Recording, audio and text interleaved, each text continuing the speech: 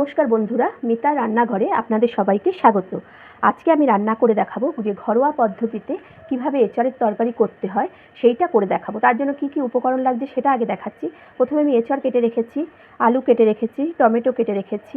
লাগছে হলো সর্ষের তেল, তেজপাতা, গোটা সাদা জিরে, হলুদ, লঙ্কার গুঁড়ো, জিরের গুঁড়ো, ধনের গুঁড়ো, আদা বাটা, কাশ্মীরি লঙ্কার গুঁড়ো, গরম মশলা, নুন, মিষ্টি। এবার আমি কি করেছি, গ্যাসটা জ্বালিয়ে কড়াই বসিয়ে সর্ষের তেল দিয়ে নিয়েছি। সর্ষের তেল দেওয়ার পর আমি কি করব, তেজপাতাটা, সর্ষের তেলটা গরম হয়ে গেছে, এবার তেজপাতাটা এর মধ্যে দিয়ে দেবো। দেব গোটা জিরে,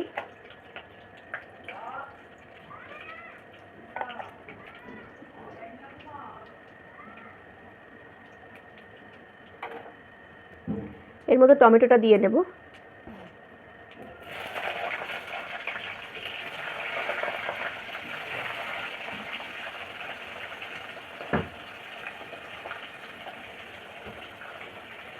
টমেটোটা দেওয়ার পর সামান্য একটু নুন দিয়ে টমেটোটা নেড়ে ছেড়ে নেব, তাহলে টমেটোটা একটু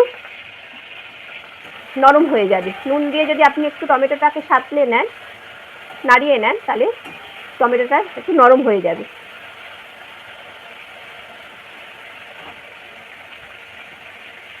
এবার দেবো এঁচড়টা,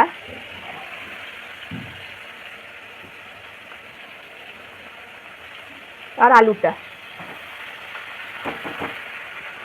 দিয়ে নাড়াতে থাকবো। এর মধ্যে দেবো হলুদ, দেবো,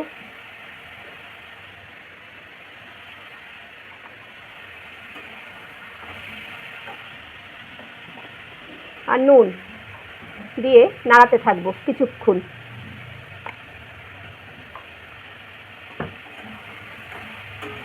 এর মধ্যে দেবো আদা বাটা, সামান্য পরিমাণ আদা বাটা দেব, জিরের গুঁড়ো দেব,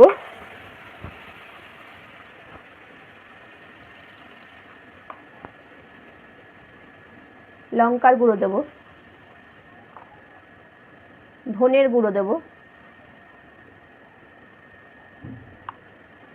কাশ্মীরি লঙ্কা দেব, কাশ্মীরি লঙ্কার গুঁড়ো,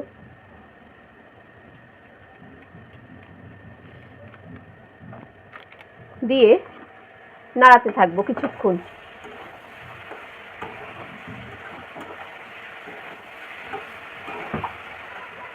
এবার একটু মিষ্টি দেব, পরিমাণ মতো মিষ্টি দেব, দিয়ে একটু কিছুক্ষণ নাড়াবো।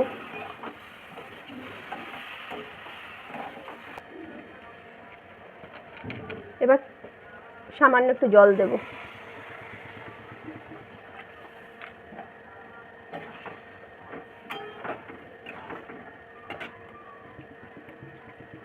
দিয়ে ঢাকা দিয়ে দেব। সামান্য জল দিয়ে একটু নেড়ে চেড়ে, এই দেখুন, নেড়ে এবার ঢাকা দিয়ে রাখবো। আপনারা কিন্তু অবশ্যই এটা বাড়িতে ট্রাই করবেন, আর রান্নাটা করে খেয়ে বলবেন যে কেমন হলো। খুবই ভালো লাগে। এটা আমি নিরামিষ করছি, নিরামিষভাবে রান্না করছি। এটা আপনি চিংড়ি মাছ দিয়ে করতে পারেন, আমিষও হয়, আবার পেঁয়াজ রসুন দিয়েও করা যায়, সেটা আমি আবার পরে দেখাবো। আপনারা কিন্তু অবশ্যই চ্যানেলটাকে সাবস্ক্রাইব করে দেবেন আর বেল আইকনটাকে টিপে রাখবেন। আর যখনই আমি কোনো রান্নার ভিডিও ছাড়বো তখনই আপনাদের কাছে এটা পৌঁছে যাবে। আর অবশ্যই সাবস্ক্রাইব করে দেবেন। এখন আমার এঁচড়ের তরকারিটা হয়ে গেছে। এবার আমি গরম মশলা দেব, দিয়ে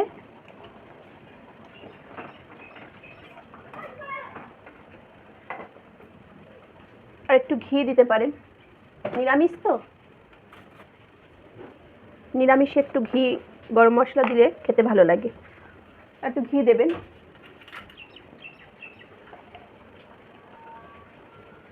এই ঘি দিয়ে দিলাম, দিয়ে এবার নামিয়ে আমি পরিবেশন করব।